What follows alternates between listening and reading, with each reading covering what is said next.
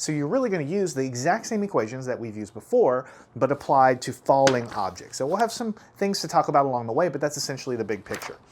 So to write that down and make sure you're 100% clear, we're going to use the exact same equations of motion as we did before. We're going to make a couple of changes. We're going to replace the acceleration A with negative g, where negative g is negative 9.8 meters per second squared. The reason it's negative is because we're going to take falling downward to be the negative direction, and we're going to be taking upward to be the positive direction. So if you ever get negative velocities, it'll be coming down, and positive velocities, for instance, will be going up. And that's just a convention. That's how we're going to do it, and that's why we have a negative in front of the 9.8 meters per second. The other thing we're going to be doing in order to change our regular equations of motion into free fall equations is we're going to label position. We're going to use the variable y instead of, this means instead of x. And that's just a convention, because typically before, when we're talking about cars going or something like that, it's horizontal motion. Horizontal motion usually is, we call it x, because you can think of an xy plane. X goes this way. But when we have objects going straight up and down, which is what we're doing in free fall motion, that's typically what we call the y direction. So just like an xy plane, positive y is up, negative y is down, and so on. So we're going to be using the variable y instead of x just because free fall motion has motion that goes up and down.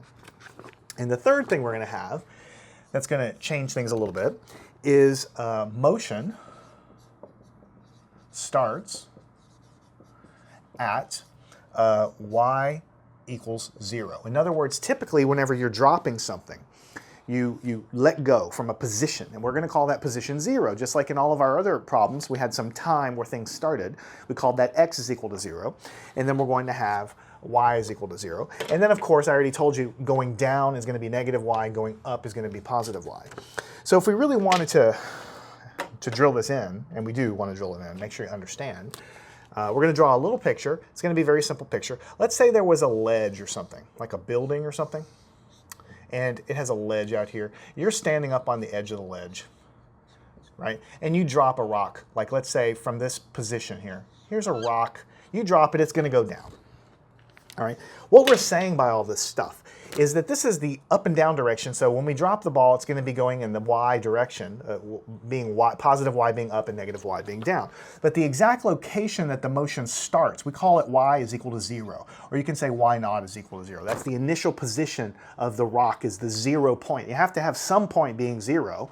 And then what we're going to say is that this direction going down, we call it negative y direction. So all of our positions are going to actually be negative. But when you get a negative 5 meter position, it's not a crazy answer like another dimension or something. Negative y just means that it's below your starting point because gravity pulls things down. And I don't have much room up here, but there's an up direction here that we call, of course, positive y. So that would be a case, for instance, if I'm standing on the ledge of a building and I throw something straight up, then initially the position of the ball will go in the positive y direction. Eventually it'll slow down, turn around, and start going in the negative y direction once it gets down close to the ground. So that's kind of our convention that we're going to be using. And it's incredibly important for you to understand that. Now the next thing we're going to do is we're going to talk briefly about the equations of motion, and then we're going to solve a quick problem, just to kind of get your feet wet with how do we use these things. Now, if you remember, the main equation of motion for position is x is equal to x naught plus v naught t plus 1/2 at squared. We've used it a million times. But because we're doing free fall motion only in this direction, it's actually going to look like this. Y is equal to y naught plus v naught t plus 1/2. And it's going to be acceleration times time squared again. So the way I want you to think about this is at squared. Now, we are talking about gravity, so we are going to put the gravitational acceleration in here. But for now, just think about the fact that you have motion in the y direction, some initial position, usually 0, where you drop the thing from, initial velocity, 1/2 at squared. This equation of motion for position is the exact same equation of motion that we used for constant acceleration before. So in physics, I guess what I'm trying to say is there's oftentimes students will see all the equations and start getting really worried that there's so many of them, and they're all different. So you see constant acceleration with x's, and then you see free fall motion with y's. and you start getting confused, like, why do we have extra equations? Well, they're not different. They're the exact same equation, right? It's just that in this case, when we drop an object, we use the positions, we call it y because it's going up and down, and we're actually going to take care of this now. We're going to talk about this. We're going to put the gravitational acceleration in here. So what I like to do is just write this equation down, and then whenever I go to the next step, what I end up doing is the following. I'll say y is equal to y naught plus v naught t plus 1/2. Now, for these free fall problems, the acceleration is always negative 9.8 meters per second squared, t squared. You have to put a negative in here, because if you don't put a negative, it means the acceleration is going up. And you know when you drop objects, nothing accelerates up, it always goes down. So you have to have the proper sign, because the down direction is the negative y direction. So the acceleration must be acting in the down direction. So when I solve a problem, I will write this equation down, and then in the next step, I'll put in everything I know, and just like any problem, I'll stick the gravitational acceleration in there. But for some reason, some physics books like to show you something like this. They'll give you the equations of motion for free fall, and it'll look like this. V naught t. And what you'll get here is, since they know that the acceleration of gravity is negative 9.8, you'll write it like this. Negative 1/2 g times t squared. And this is where students, I think, start to get confused, because they see this equation, and this is, it looks kind of like a constant acceleration equation, but it's different because it has a g in here, and there's a negative sign here.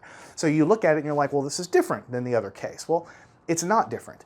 I am not really going to use this form of the equation because I think it's misleading. What I would rather say is that we're using the exact same equation as before. Nothing has changed. We're just relabeling the position variable, and we're going to stick the proper acceleration in here, which just so happens to be negative 9.8. So I don't have to memorize a new equation. That would be silly, because it's the same equation. So if your book has something like this, you can use it. It's fine. Just stick 9.8 in here. But just know that it's exactly the same equation that you've been using all along, with a negative 9.8 thrown in there. Okay? So what I'm going to end up using is this equation right up here at the top. I'll stick a negative 9.8 in there. All right, so this is the position equation of motion that we're going to be using all the time.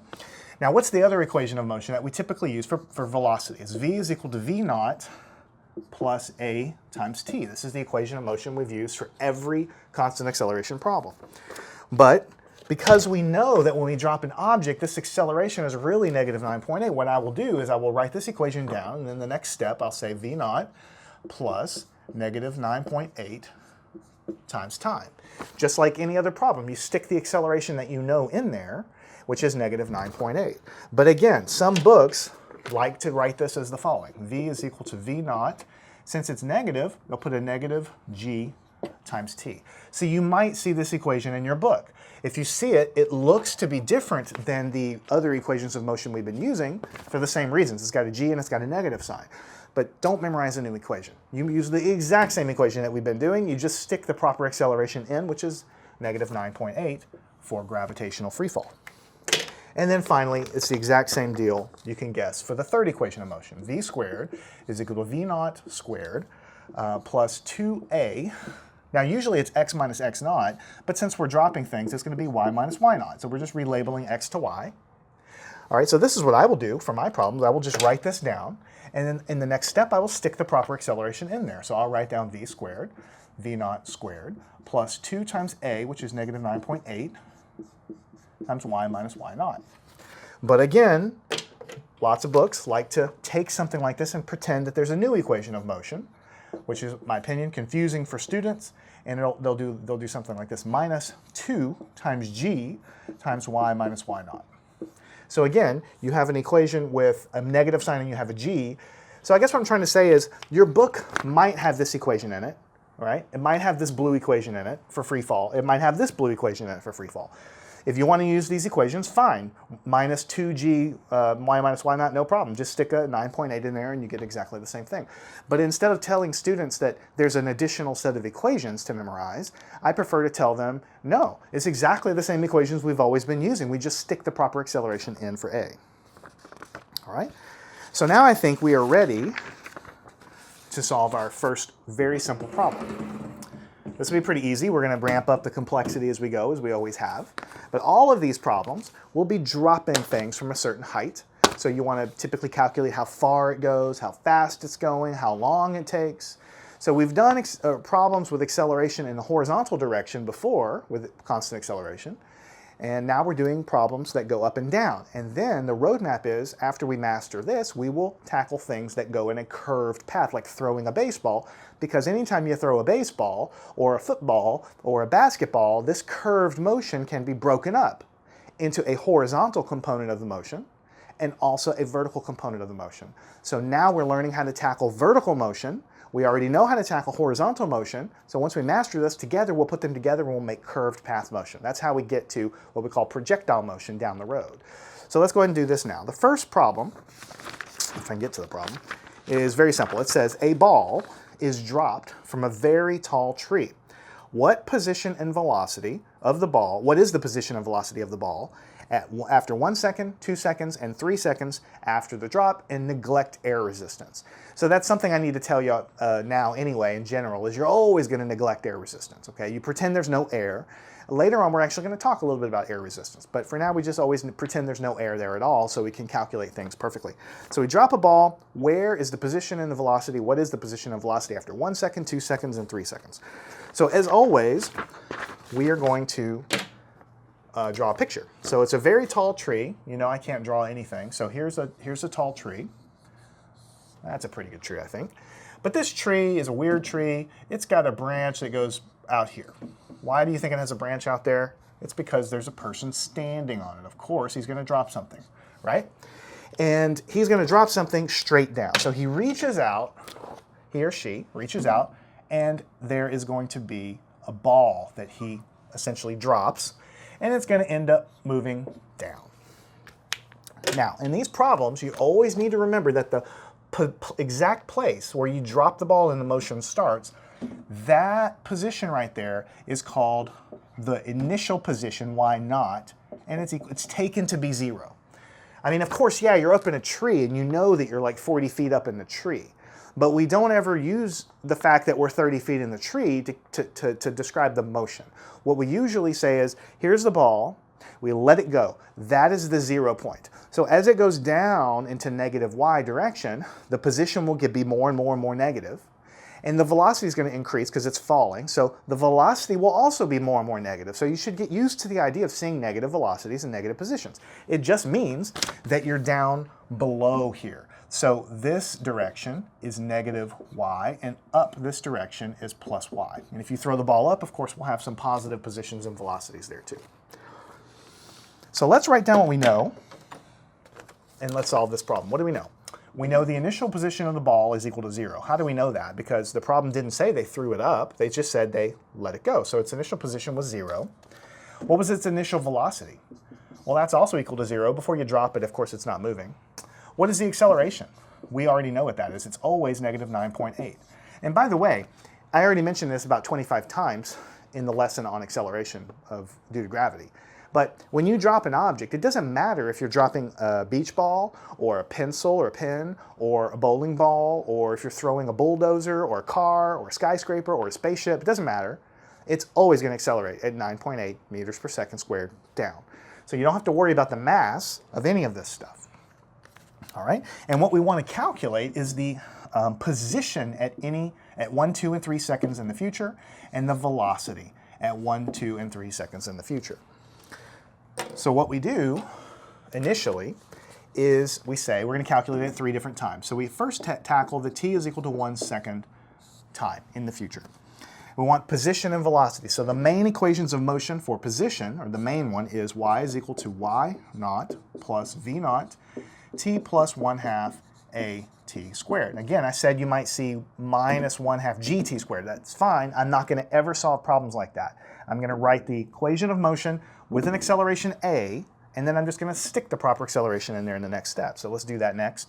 What we know is that y, the position, is going to be the initial position, which is 0, plus v naught t. V naught is initial velocity, 0. It's going to be 1 second in the future. I'll stick a 1 in there. It's not going to matter. Plus 1/2. What is the acceleration? It's always negative 9.8 due to gravity. Time here is 1 second in the future, squared. So the position is going to be 0 plus all this stuff. So 1 squared is 1, multiplied by this, multiplied by this. You're going to get a negative, because of the negative sign here, 4.9 meters. I told you that you need to not be scared of seeing negative positions. It just means that you're 4.9 meters below the drop point. That's what happens after 1 second of free fall. It doesn't matter if it's a bowling ball. It doesn't matter if it's a beach ball. It doesn't matter if it's a pencil. It doesn't matter if you're dropping a spaceship or anything. It's always going to be negative 4.9 or 4.9 meters below the drop point after 1 second, because things always fall at the same rate in gravity. And we talked about that before. So at 1 second, we now want to calculate the velocity. What is the velocity?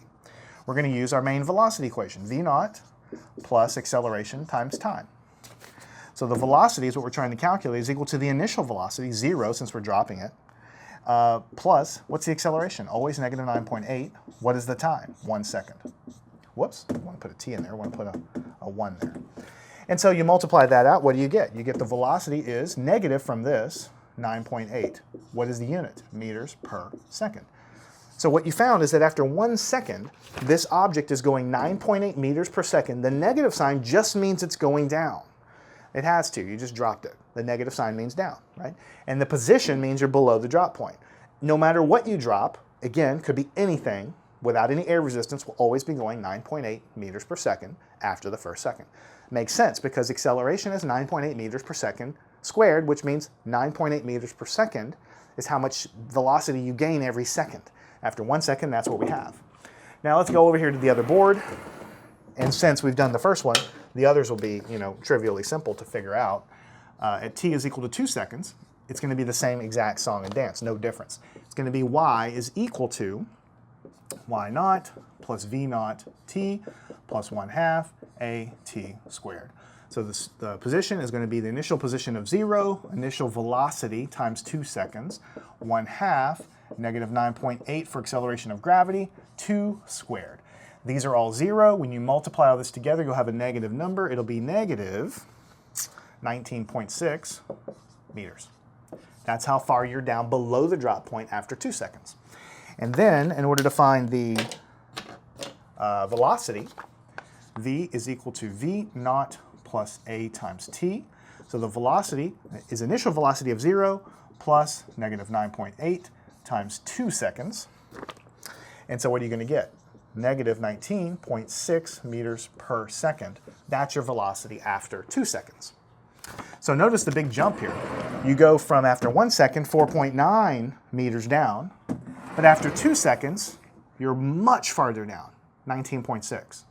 After the first second, you're 9.8 meters per second. And then you're double that at 19.6 because every second you need to be gaining the same amount of velocity. So let's do the very last one. And that's going to be that at t is equal to 3 seconds, what do you have? We already have the equations written, so I'm not going to write them again. Y naught plus v naught times t plus 1/2 a, which is 9.8. It's going to be 3 squared because that's time squared. Right? It's exactly the same calculation, so we do this. And what you have is you square this, multiply by this, you get a negative. What do you get? 44.1 meters. And then finally, the velocity, we can now calculate. V is equal to v naught plus a times t, which is the initial velocity of 0 plus negative 9.8 times 3 seconds. You multiply this, the velocity you'll get is negative 29.4. Oh, what meters per second? All right, the main thing you want to pull out of this is that the main reason we did this lesson, such easy problem first, is to let you know mostly that free fall motion, when things are falling down, they're accelerating at a constant acceleration, 9.8 meters per second squared down.